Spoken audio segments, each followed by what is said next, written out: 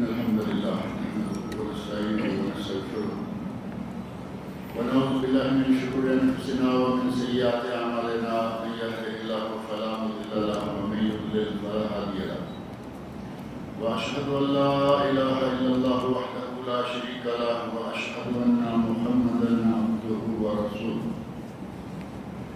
أما بعد فإن خير الحديث كتاب الله وخير الهدي هدي محمد صلى الله عليه وسلم وشر الأمور محدثاتها وكل محدثة بدعة وكل بدعة ضلالة وكل ضلالة في النار.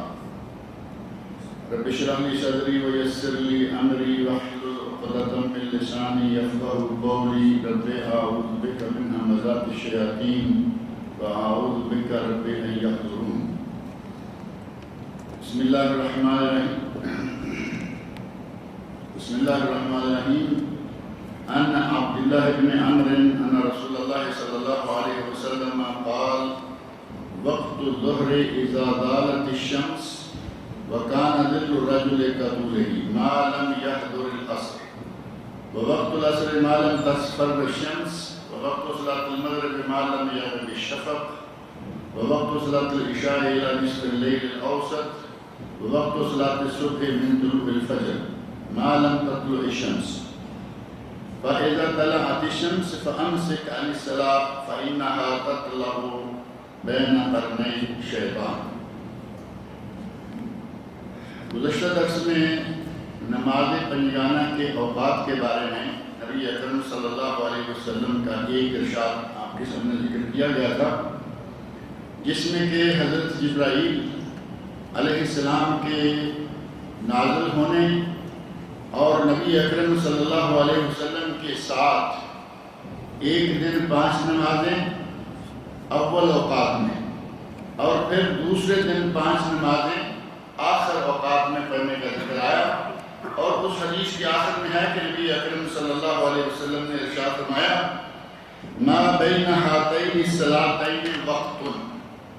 پہلے دن جو اول وقت میں نمازیں پڑھی گئیں اور دوسرے دن جو آخر وقت میں نمازیں پڑھی گئیں، ان کے درمیان ہی تمہاری نمازوں کے اوقات ہیں. یعنی ہر نماز کا وقت ان 2 وقتوں کے درمیان ہے. اور ابھی میں نے جو حدیث پڑھی ہے یہ حضرت عبداللہ بن عمر رضی اللہ عنہما سے مروی ہے.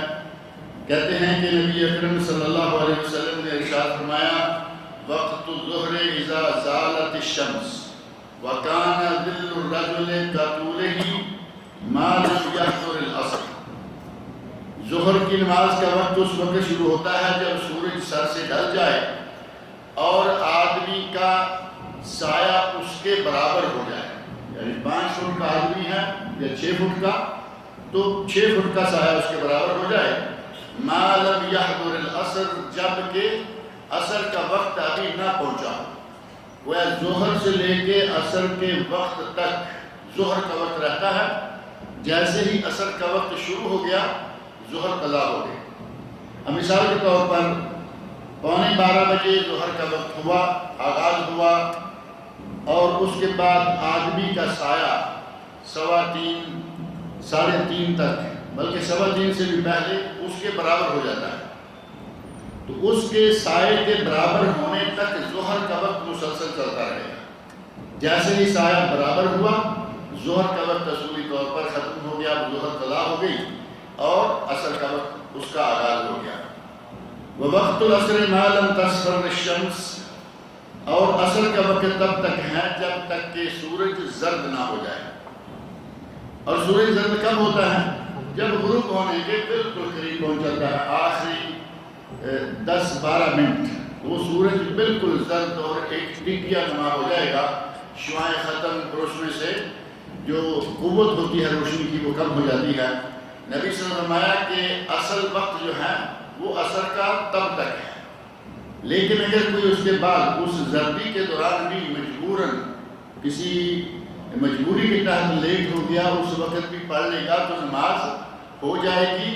لیکن اسے کہا گیا وقت الاضطرار، وہ مجبور کے لیے وقت ہے، وہ وقت اختیار نہیں اور نہ وقت افضل ہے. وقت افضل جب آدمی کا سایہ اس کے برابر ہو جائے، عصر شروع ہو گئی، یہ وقت افضل ہے جیسے کہ یہاں عموماً نماز پڑھی جاتی ہے. اور وقت جو اختیار ہے وہ آخر تک ظاہر رہے گا، اور آخر میں جا کے وقت اضطراب شروع ہو گیا جبکہ سورج پیلے رنگ کا ہو گیا۔ وقت صلاۃ المغرب ما لم یغرب الشمس، اور مغرب کا وقت اس وقت ما لم یغرب الشفق، مغرب کا وقت اس تک ہے جب تک کہ شفق غائب نہ ہو، جو لال رنگ کی سرخی پچھلے درس میں بات آئی تھی کہ سورج غروب ہونے کے بعد مشرق کی جانب آسمان پر یا افق میں لال رنگ کی سرخی سی رہتی ہے، جب تک وہ غائب نہ ہو جائے تب تک مغرب کا وقت رہتا ہے۔ وقت صلاۃ العشاء الی نصف اللیل الاوسط، نماز عشاء کا وقت آدھی رات تک ہے۔ آدھی رات تک نماز عشاء پڑھیں گے تو وہ ادا ہوگی، اور آدھی رات کے بعد سحری تک اگر پڑھیں گے تو وہ قضا شمار ہوگی، لیکن ادا کا وقت جو ہے وہی صحیح وقت ہے۔ وقت صلاۃ الصبح من طلوع الفجر ما لم تطلع الشمس، اور فجر کی نماز کا وقت طلوع فجر سے لے کر طلوع آفتاب تک ہے، طلوع صبح سات تک طلوع فجر، اس وقت سے لے کر طلوع آفتاب تک۔ وَإِذَا طَلَعَتِ الشَّمْسُ فَأَمْسِكْ عَنِ الصَّلَاةِ، نبی صلی اللہ علیہ وسلم فرماتے ہیں کہ جب سورج نکلنے والا ہے، جس کو کہتے ہیں کہ سورج اندر باہر ہے، اس وقت نماز پڑھنے سے رک جائیں۔ فَإِنَّهَا تَطْلُعُ بَيْنَ قَرْنَيْ الشَّيْطَانِ، کیونکہ سورج شیطان کے دو سینگوں کے درمیان اٹھتا ہے۔ جب شیطان کے دو سینگوں کے درمیان سورج آ جائے تو پھر نماز پڑھنا چھوڑ دیں یا نماز پڑھنے سے رک جائیں۔ نبی اکرم صلی اللہ علیہ وسلم ارشاد فرماتے ہیں کہ سورج طلوع ہونے سے تھوڑا پہلے شیطان اپنے سینگ افق میں اس انداز سے ٹھوک دیتا ہے تاکہ افق سے جب سورج نکلے تو اس سائڈ والے لوگوں کو پتہ چلے کہ شیطان کے سینگوں کے درمیان سے سورج ہو رہا ہے، اور یہی معاملہ وہ مغرب کے وقت کرتا ہے۔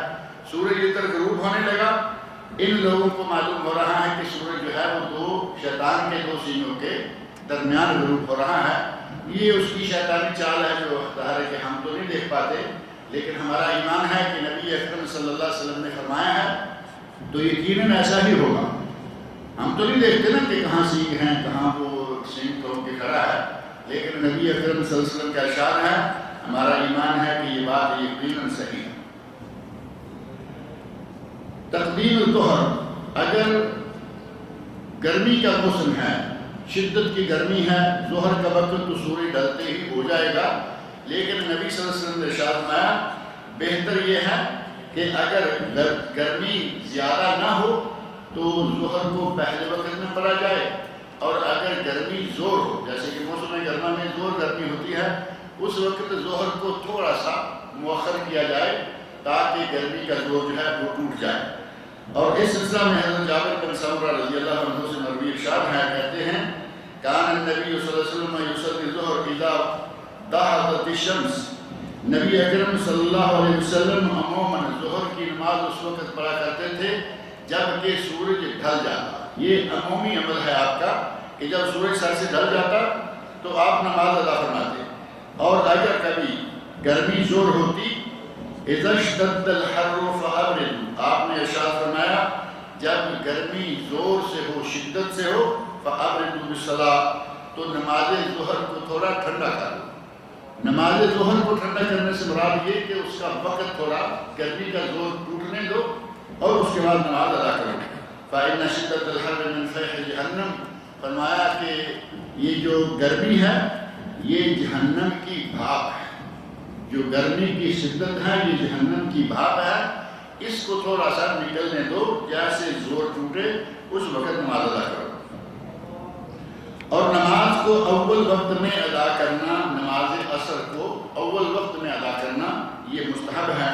حضرت انس رضی اللہ عنہ فرماتے ہیں کہ نبی اکرم صلی اللہ علیہ وسلم کان رسول اللہ صلی اللہ علیہ وسلم یصلی العصر والشمس مرتفعہ حیا، نبی صلی اللہ علیہ وسلم نماز عصر اس وقت پڑھا کرتے تھے جبکہ سورج ابھی بالکل اونچا اور زندہ ہوتا۔ اب سورج تو ظاہر ہے کہ ہر وقت زندہ ہے، لیکن مغرب کے قریب جا کے جیسے کہ اس کی روشنی ختم ہو گئی، ایک ٹکی ایسی گول نظر آنے لگی، وہ زندگی کا وقت نہیں ہے، وہ یوں لگتا ہے کہ جیسے آدمی آخری سانسیں لے رہا ہے۔ سورج بھی اس وقت دن کے لیے آخری سانسیں لے رہا ہوتا ہے۔ تو فرمایا کہ جس وقت سورج زندہ ہو، یعنی پوری آفتاب پر ہو، روشنی زور ہو، لیکن اس کا وقت داخل ہو چکا ہو، آدمی کا سایہ اس کے برابر ہو چکا ہو، تو اس کے بعد نماز پڑھیں۔ اور صحابی کہتے ہیں فَيَذْهَبُ الظَّاهِرُ إِلَى الْأَعْوَالِ فَيَأْتِيهِمْ وَالشَّمْسُ مُرْتَفِعَةٌ۔ نبی اکرم صلی اللہ علیہ وسلم عصر کی نماز ادا فرماتے اور مدینہ سے نکل کر جانے والا اوالی مدینہ تک جاتا اور وہاں سے پلٹ کے آتا اور ابھی سورج باقی ہوتا، یعنی شہر کا جو بالائی حصہ تھا اس وقت، اس حصے تک جاتا اور واپس بھی آتا، سورج ابھی تک بھی چمک رہا ہوتا، یعنی سورج غروب ہونے سے کافی عرصہ پہلے جیسے ہی کسی چیز کا سایہ اس کے برابر ہوتا، اثر کا وقت شروع ہوتا، تو نبی صلی اللہ علیہ وسلم اثر پڑھ لیا کرتے تھے۔ جو آدمی جان بوجھ کر اثر کو اتنا لیٹ کرے کہ سورج اصفر یعنی پیلے رنگ کا، جیسے کہ سورج جو ہے وہ ختم ہونے کے قریب ہے، اس وقت تک جان بوجھ کر کرے، تو نبی اکرم صلی اللہ علیہ وسلم فرماتے ہیں کہ وہ منافق آدمی ہے۔ جان بوجھ کے بیٹھا رہا، ابھی پڑھتا ہوں، تاش کھیل رہا ہے، یہ کر رہا ہے، وہ کر رہا ہے، پڑھتا ہوں ابھی سورج ہے، یہاں تک کہ سورج وہاں پہنچ گیا جہاں شیطان جو ہے وہ اپنے سینگ سیدھے کر لیتا ہے۔ آپ نے فرمایا کہ یہ منافق والی نماز ہے۔ حضرت انس ابن مالک رضی اللہ عنہ فرماتے ہیں سمعت رسول اللہ صلی اللہ علیہ وسلم یقول، میں نے نبی صلی اللہ علیہ وسلم کو یہ فرماتے ہوئے سنا ہے، تلک صلاۃ المنافق، یہ منافق کی نماز ہے۔ یجلس یرقب الشمس حتی اذا كانت بین قرنی الشیطان کان فنقرها اربعا لا یذکر اللہ الا قلیلا، بیٹھا رہتا ہے، انتظار کرتا رہتا ہے، جب سورج شیطان کے دو سینگوں کے درمیان آ جاتا ہے، جلدی جلدی اٹھتا ہے، 4 رکعتیں پڑھتا ہے اور ان میں اللہ کا ذکر بھی صحیح طور سے نہیں کرتا۔ اب جس آدمی کو خطرہ ہے کہ سورج ڈوب جائے گا، وہ اللہ اکبر اور فٹافٹ سورۃ فاتحہ مکمل کی، سبحانک اللہ پڑھا، سورۃ فاتحہ مکمل کی، قل هو اللہ، رکوع گیا، 1 مرتبہ 2 مرتبہ نیز تان کے تیزی کے ساتھ 3 مرتبہ سبحان ربی العظیم پڑھا، اس کی پوری نماز ایسے ہی رہتی ہے۔ اگر تھوڑا آدمی پہلے اٹھے آرام سے کوئی اچھی دعا، جیسا کہ نبی اکرم صلی اللہ علیہ وسلم سے سبحانک اللہ کے علاوہ بھی دعائیں ثابت ہیں، کوئی دوسری دعا پڑھے، آرام سے سورۃ فاتحہ پڑھے، آرام سے کوئی سورت پڑھے، آرام سے سبحان ربی العظیم 7 مرتبہ کہے، نبی صلی اللہ علیہ وسلم فرماتے ہیں کہ اٹھتا ہے اور پھر 4 رکعتیں تو ادا کرتا ہے، لیکن ان میں ذکر صحیح طریقے سے نہیں کر پاتا، لا یذکر اللہ الا قلیلا، تھوڑا سا ذکر کیا، تھوڑی سی تسبیحات پڑھی اور نماز کو مکمل کر دیا۔ یہ تو اس کے لیے ہے جو نماز کو متاخر کرتا ہے، لیٹ کرتا ہے۔ اور اگر کوئی نماز کو بالکل ہی قضا کر دیتا ہے، یعنی مغرب کی اذان ہو گئی، اس نے عصر کی نماز نہیں پڑھی، اس کا گناہ کتنا ہے؟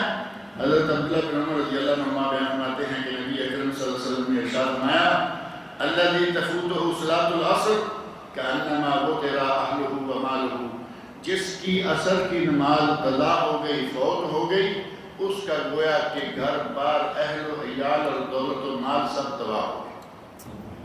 جس کی عصر کی نماز قضا ہو گئی، اس کی گویا کہ مال و دولت ہی نہیں بلکہ اہلہ و مالہ، گویا اس کا گھر بار بھی اور اولاد سب چیزیں تباہ ہو گئی۔ آپ اندازہ کریں کہ نبی اکرم صلی اللہ علیہ وسلم کی یہ وعید کتنی سخت ہے۔ آدمی کو صرف دولت تباہ ہو جائے، دولت ہاتھ سے نکل جائے، کتنا دکھ ہوتا ہے۔ آپ کے علم میں ہے کہ اچانک بعض لوگوں کے دولت کے ہاتھ سے نکل جانے کے نتیجہ میں ہارٹ اٹیک ہوا اور وہ مر گئے۔ کچھ عرصہ پہلے یہاں خلیج میں بینکوں نے ایک کارروائی دکھائی تھی اور اس بینکوں کے اس طرح کلاش ہونے اور لوگوں کے پیسوں کے ختم ہونے، اس کے نتیجہ میں کئی لوگوں کے بارے میں پتہ چلا کہ بینکوں کے سامنے گرے، کوئی اے ٹی ایم کے سامنے گرا، کوئی پلٹ آیا اور کوئی گیا۔ یہ صرف دولت کے چھن جانے سے یہ حال ہوا، اور جس کی دولت اور اہل و عیال بھی چھن جائیں، بیوی بچے وہ بھی چھن جائیں، اس کا اب ظاہر ہے کہ کیا حال ہوگا۔ نبی صلی اللہ علیہ وسلم فرمایا کہ جس کی عصر کی نماز قضا ہو جائے، اس کے گویا کے گھر والے، اہل و مال سارے کے سارے چھن گئے۔ اور حضرت ابو الملیح کہتے ہیں كنا مع بريدہ فی غزوہ، ہم نبی اکرم صلی اللہ علیہ وسلم کے ساتھ ایک غزوہ پہ تھے،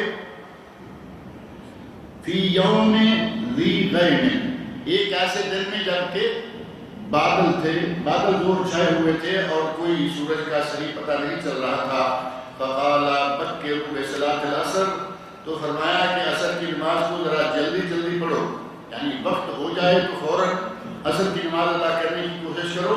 فإن نبی صلی اللہ علیہ وسلم قال، کیونکہ نبی صلی اللہ علیہ وسلم نے ارشاد فرمایا ہے، من ترک صلاۃ العصر فقد حبط عملہ، جس نے نماز عصر کو اس کے وقت پر ادا کرنے سے چھوڑ دیا، گویا کہ اس کے اہل و عیال برباد ہو گئے۔ حبط عملہ، اس کے سارے اعمال برباد ہو گئے۔ پہلی حدیث میں اہل و عیال اور دولت و مال برباد، اور اس میں فرمایا کہ اس کے اعمال برباد ہو گئے۔ لہذا عصر کی نماز کو بلا وجہ مؤخر نہیں کرنا چاہیے، اور خاص طور پر عصر کی نماز کی ادائیگی بر وقت کرنے کے لیے تو اللہ رب العزت نے قرآن کریم میں بھی اسپیشل حکم دیا ہے۔ سورۃ البقرہ آیت نمبر 238 کا ایک حصہ ہے، اللہ نے ارشاد فرمایا حافظوا علی الصلوات والصلاۃ الوسطیٰ، نمازوں پر پابندی کرو، نمازوں کی پابندی کرو، نمازوں کی حفاظت کرو، خاص طور پر نماز وسطیٰ، درمیانی نماز، اور درمیانی نماز کو نبی اکرم صلی اللہ علیہ وسلم نے عصر کی نماز قرار دیا، جیسا کہ واضح طور پر ایک حدیث موجود ہے، اور وہ حدیث ہے حضرت عبداللہ بن مسعود رضی اللہ عنہ۔ ائمہ، علماء، مجتہدین، محدثین، مفسرین، شارحین حدیث، انہوں نے نماز وسطیٰ کو طے کرنے کے لیے کہ نماز وسطیٰ کون سی ہے، کئی آراء کا اظہار کیا۔ کسی نے کہا کہ 5 نمازوں میں سے فلاں درمیانی آتی ہے، فجر آتی ہے، ظہر آتی ہے، مغرب آتی ہے، کئی اقوال۔ علامہ ابن قیم رحمۃ اللہ علیہ نے ذکر کیا کہ کم و بیش 20 رائے ہیں علماء کی کہ نماز وسطیٰ کون سی ہے، یعنی مختلف انداز اختیار کیے طے کرنے کے لیے، لیکن ان میں سے سب سے صحیح ترین رائے اس کی ہے جس نے نماز عصر کو نماز وسطیٰ قرار دیا، اور نماز عصر کو نماز وسطیٰ قرار دینے کی بنیاد نبی صلی اللہ علیہ وسلم کا اپنا ارشاد ہے۔ چنانچہ حضرت عبداللہ بن مسعود رضی اللہ عنہ فرماتے ہیں حبس المشرکون رسول اللہ صلی اللہ علیہ وسلم عن صلاۃ العصر حتی احمرت الشمس او اصفرت، نبی صلی اللہ علیہ وسلم کو عصر کی نماز ادا کرنے سے مشرکین نے روکے رکھا یہاں تک کہ سورج سرخ ہو گیا، یا وہ کہتے ہیں کہ سورج جو ہے وہ پیلا ہو گیا، سرخ ہو گیا، پیلا ہو گیا، وہی وقت جو کہ منافقین کی نماز کا ہے، وہاں تک انہوں نے نماز نہیں پڑھی، جنگ میں مصروف رکھا۔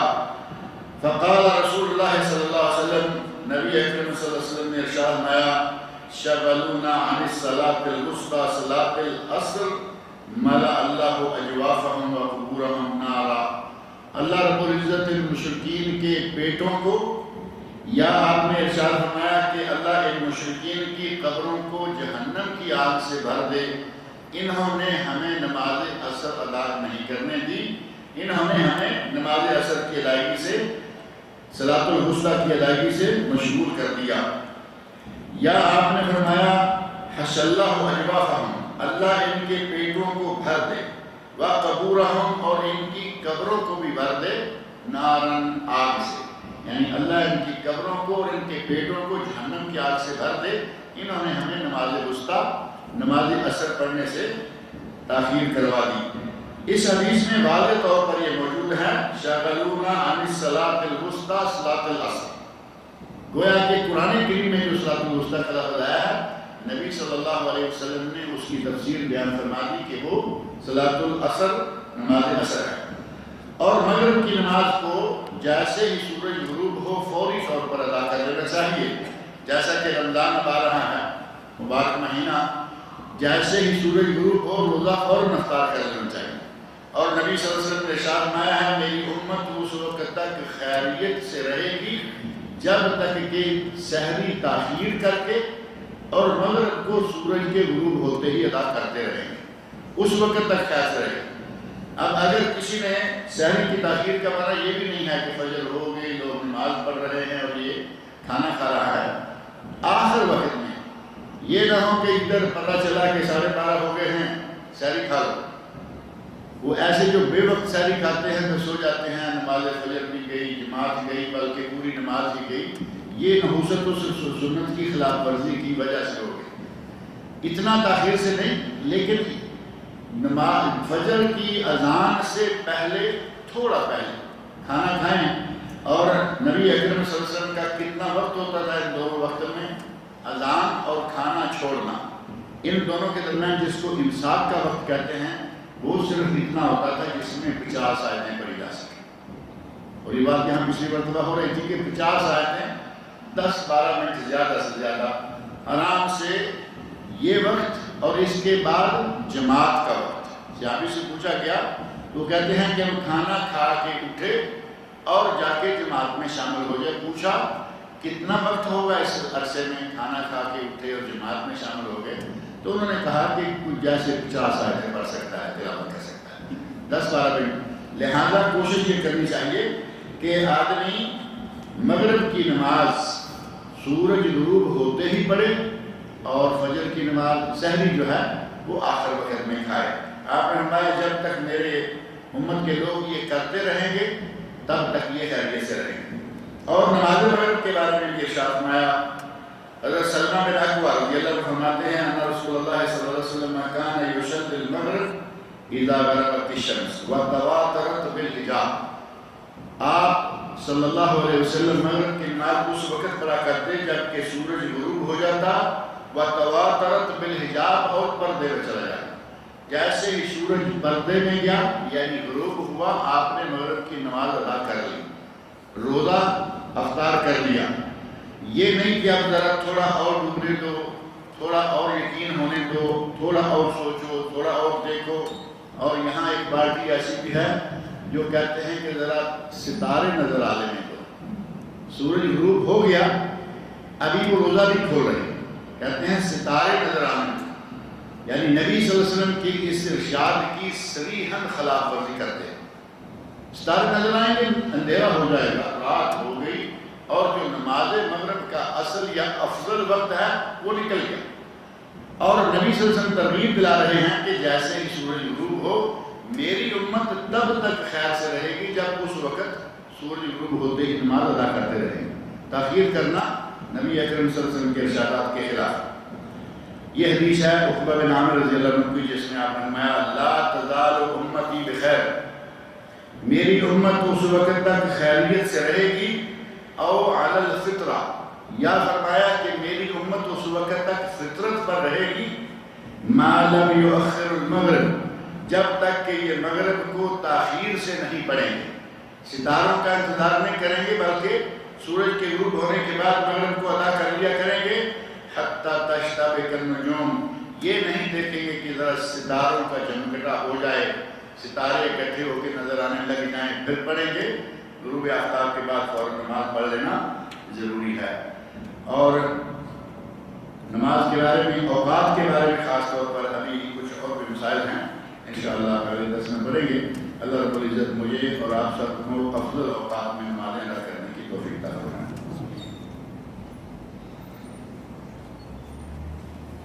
رمضان مبارک قریب آ گیا ہے، اللہ رب العزت ہمیں آپ سب کو رمضان تک پہنچائے، اور رمضان مبارک کے روزے سنت کے مطابق اور پورے آداب کے مطابق ادا کرنے کی توفیق عطا فرمائے۔ رمضان کے روزے پورے رکھے جائیں اس خیال سے کہ اگر کوئی عورت اپنے ماہواری کے ایام کو مؤخر کرنے کے لیے دعا استعمال کرے تو کیا ایسا کرنا درست ہے؟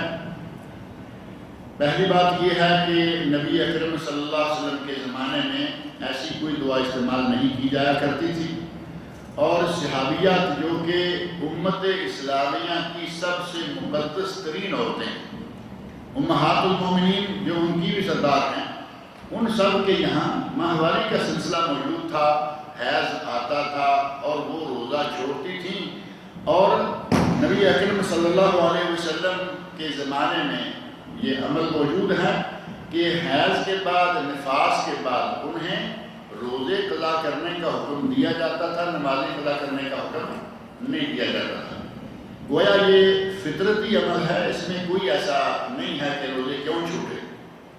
لیکن اگر کوئی ایسی دوا استعمال کرتا ہے جس سے مینسز یا حیض 4-6 دن آگے ہو جاتا ہے تو یقیناً اس میں انشاءاللہ کوئی حرج والی بات نہیں۔ علماء نے کہا ہے کہ میڈیکلی پہلے چیک اپ کروا لے، خاتون کو پہلے سے یہ معلوم ہونا چاہیے، ڈاکٹروں سے مشورہ کر لینا چاہیے کہ اگر کوئی حیض مانے حیض جس کو کہتے ہیں حیض کو روکنے یا لیٹ کرنے والی دوا کھاؤں تو مجھے جسمانی طور پر کوئی نقصان تو نہیں ہوگا۔ اگر کوئی نقصان نہیں ہے تو یہ دوا استعمال کی جا سکتی ہے، جیسا کہ حج کے موقع پر خاص طور پر آج کل عورتیں یہ دوا استعمال کر لیتی ہیں کہ حج کے ایام میں مجھے وہ ایام آنے والے ہیں تو 2-4 دن آگے ہو جائیں گے، حج کا عمل جو ہے وہ مکمل ہو جائے گا۔ اور حج تو ویسے بھی پوری زندگی میں ایک بار ہی فرض ہے، یہ تو ایسا نہیں ہے کہ بار بار آئے گا۔ لہذا اگر کوئی روزے مکمل کرنے کے لیے میڈیکلی ہر طرح کی خوف و خطرہ سے باہر ہونے کی شکل میں دوا استعمال کر لیتی ہے تو انشاءاللہ اس میں کوئی حرج والی بات نہیں ہے، لیکن فطرت پہ رہنا وہ زیادہ بہتر ہے، کیونکہ صحابیات نبی صلی اللہ علیہ وسلم کے ازواج مطہرات وہ سارے لوگ یہ کرتے رہے کہ رمضان میں روزے چھوڑتے بعد میں پورے کرتے۔ ام المؤمنین حضرت عائشہ رضی اللہ عنہا فرماتی ہیں کہ میرے روزے رمضان کے چھوٹے ہوئے ہوتے اور میں ان کو اگلے شعبان میں جا کے مکمل کرتی۔ واضح طور پر حدیث موجود ہے۔ تمباکو نوشی کرنے والے شخص کے پیچھے نماز پڑھنا کیسا ہے جبکہ وہ شخص قرآن کا علم زیادہ رکھتا ہے؟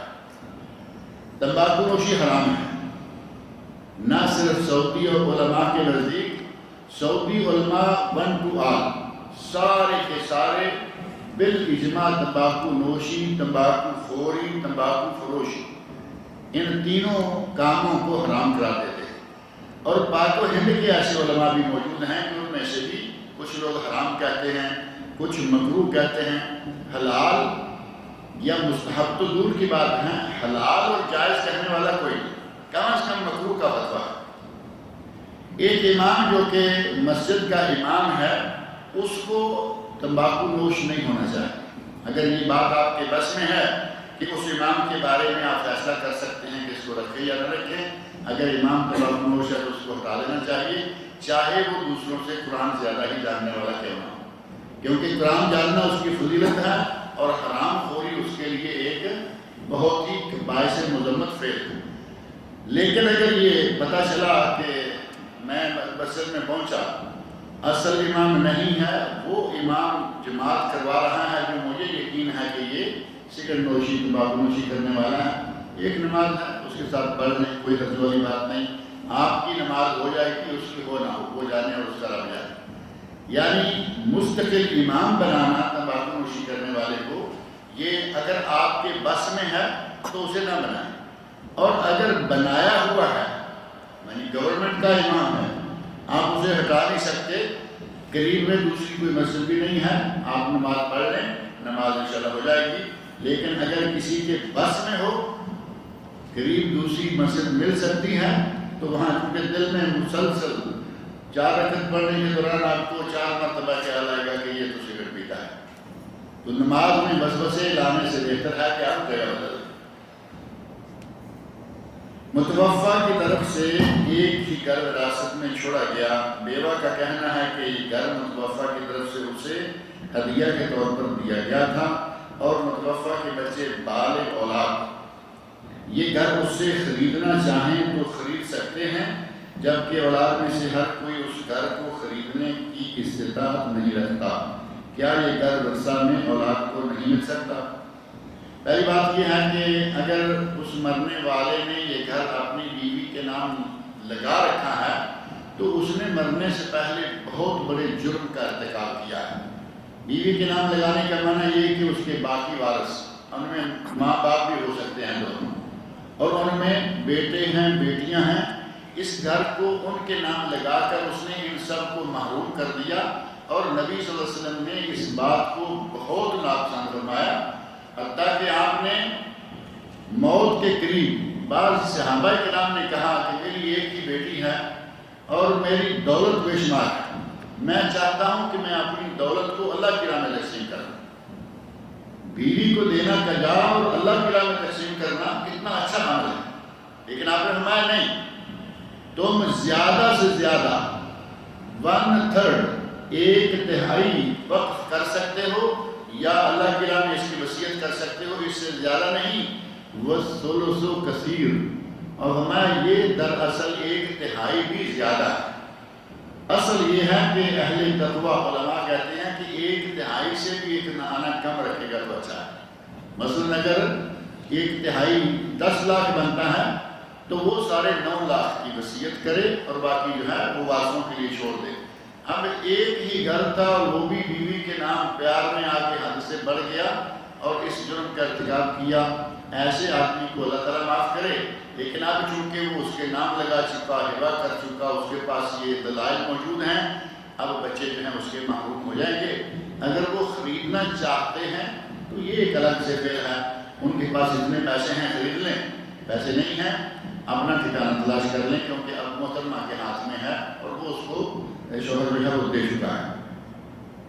لہذا مرنے سے پہلے اس قسم کی وصیت ہرگز نہیں کرنی چاہیے۔ کئی لوگ ایسا کرتے ہیں کہ میری بیوی ہے، اکیلی ہے، اور ان کے تو بچے ہیں، بعض دفعہ بچے نہیں ہوتے، میاں بیوی ہیں دونوں، اب وہ اپنا گھر، اپنی جائیداد ساری اپنی بیوی کے نام لگا دیتا ہے۔ محروم کون ہوئے؟ اس کے ماں باپ اگر زندہ ہیں تو وہ بھی محروم ہوں گے، جو اس کے لیے دنیا کا سب سے قیمتی رشتہ ہے، اس نے تو انہیں بھی محروم کر دیا۔ اور اگر بچے نہ ہوں تو بہن بھائی وارث ہو جاتے ہیں۔ وراثت کے قواعد میں قاعدہ ہے کہ اگر کسی کی بیٹی بیٹا ہو جائیں، بہن بھائی محروم ہو گئے۔ اس نے ماں باپ کو بھی محروم کر دیا اور بہنوں بھائیوں کو بھی محروم کر دیا، صرف ایک بیوی کو نواز دیا۔ یہ اسلامی نقطہ نظر سے بہت بڑا جرم ہے۔ محمد اوصاف صاحب یہ بیٹھے ہیں، ان کے بہنوئی کا انڈیا میں انتقال ہو گیا ہے۔ دعا کریں کہ اللہ رب العزت ان کی مغفرت فرمائے، ان کی بشری کوتاہیوں کو اللہ تعالیٰ معاف کرے، اللہ تعالیٰ ان کو جنت الفردوس میں اعلیٰ مقام عطا فرمائے۔ کہتے ہیں کہ منافق اور فاسق میں کیا فرق ہے؟ منافق اور چیز ہے، فاسق اور چیز ہے۔ فاسق ہے، فاسق اور فاجر وہ آدمی جو کبیرہ گناہوں کا ارتکاب کرتا ہے اور سر عام کرتا ہے۔ کئی لوگ ہیں وہ گناہ کرتے ہیں چھپ چھپا کے کہ چلو انسانی فطرت ہے، کسی گناہ کا ارتکاب ہو گیا۔ کچھ ہیں وہ گناہ کرتے ہیں سر عام کرتے ہیں، کسی کا کوئی خطرہ نہیں، کسی کی پرواہ نہیں، شرم نہیں، حیا نہیں، کھلے عام پر گناہ کر لیا۔ اور کچھ وہ ہیں کہ جو گناہ کر کے ٹینگے مارتے ہیں، گناہ کر لیا، اب یہاں بیٹھ کے میں نے ایسے کیا، وہاں بیٹھ کے ایسے کیا۔ یہ ہیں فاسق اور فاجر۔ اور منافق وہ ہے جو دل سے مسلمان ہو، دل سے مسلمان نہ ہو، زبان سے مسلمان ہونے کا اقرار کرے، دل سے ایمان نہ رکھے لیکن زبان سے کہے کہ میں مسلمان ہوں۔ یہ ہے منافق، اور یہ ہے عقیدے کا منافق۔ اور عقیدے کا منافق جو ہے اس کے بارے میں قرآن کریم نے فرمایا ہے ان المنافقین فی الدرک الاسفل من النار، منافق کا ٹھکانہ جہنم کی سب سے گہری وادی ہے۔ اور دوسرا ہے منافق عملی۔ اور منافق عملی کون ہے؟ جس میں 4 صفات بلکہ 4 بد خصلتیں پائی جائیں، وہ ہے منافق۔ ان میں سے پہلا یہ اذا حدث کذب، جب بولے جھوٹ بولے۔ اذا وعد اخلف، جب وعدہ کرے تو وعدہ خلافی کرے۔ اذا اؤتمن خان، جب اسے امانت دی جائے، اذا اؤتمن خان تو اس میں خیانت کرے۔ اور چوتھی علامت ہے اذا خاصم فجر، کہ جب اسے کسی کے ساتھ گرما گرمی لڑائی ہو جائے تو اس کی زبان سے گالیاں شروع ہو جائیں۔ یہ 4 صفتیں جس میں پائی جائیں وہ منافق ہے۔ اور نبی صلی اللہ علیہ وسلم فرماتے ہیں اربع من کنا فیہ کان منافقا خالص، جس میں یہ 4 چیزیں پائی جائیں، چاروں اکٹھی اس میں موجود ہیں، تو وہ خالص یعنی پیور منافق ہے، مکمل 100% منافق ہے۔ اور جس میں جتنی پائی جائیں گی اس کے منافق، 1 پائی جاتی ہے 25%، 1 چوتھائی منافق، 2 پائی جاتی ہیں 50%، 3 پائی جاتی ہیں 75%، اور 4 پائی گئیں کانا منافقا خالصا، اللہ رب العزت کے نبی نے فرمایا کہ وہ خالص منافق ہیں. منافق اور فاسق میں فرق ہے. اب کہتے ہیں کہ رمضان المبارک کے بارے میں کچھ فضائل وغیرہ سے متعلق زیادہ سے زیادہ دروس دیں تاکہ لوگوں کے علم اور شوق دونوں میں اضافہ ہو سکے. اب یہ چونکہ وقت گزر گیا درس کا، یہ پہلے دیا ہوتا تو ہم آج کا درس رمضان المبارک کے فضائل کے حوالے سے کر دیتے. اب اگلی اتوار جو آ رہی ہے وہ رمضان پیر کو شروع ہو رہا ہے، تقریباً پیر کو، یعنی رمضان المبارک کا جو عموماً اب اللہ تعالیٰ کے ہاتھ میں ہے چاند کا معاملہ. جو کیلنڈر ہے تقویم القرآ اس کے مطابق سوموار کو رمضان کی پہلی تاریخ ہوگی اور اتوار کو تراویح ہوگی. یعنی اس وقت ہم تراویح میں ہوں گے اور حسب سابق جیسا کہ پہلے یہ سلسلہ رہا ہے کہ اتوار کو درس تراویح کے بعد نہیں بلکہ عصر کے بعد ہوا کرتا ہے. اب اس سال کیا پروگرام ہے؟ اگر زندہ رہے اتوار آئی تو عشاء کے بعد چاہیے یا عصر کے بعد؟ عصر کے بعد. سب متفق ہیں اس میں، کیونکہ تراویح کے بعد آدمی کا چائے پانی پینے کو جی چاہتا ہے، بیٹھنے کو جی نہیں چاہتا.